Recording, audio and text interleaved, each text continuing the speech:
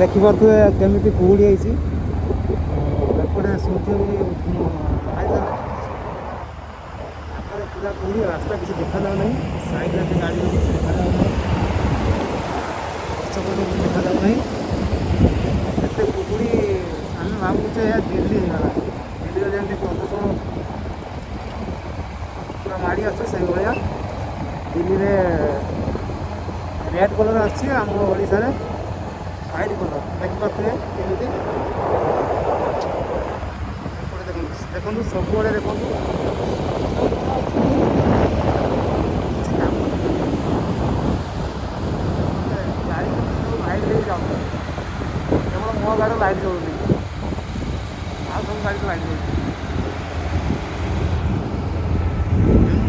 ଯେଉଁମାନେ ବି ସକାଳେ ସକାଳେ ଭୁବନେଶ୍ୱରରେ ବାଇକ୍ ନେଇ ବୁଲୁଛନ୍ତି, ଟିକେ ସାବଧାନରେ ବୁଲନ୍ତୁ। ଆକ୍ସିଡେଣ୍ଟ ହେବାର ବହୁତ ସମ୍ଭାବନା ଅଛି।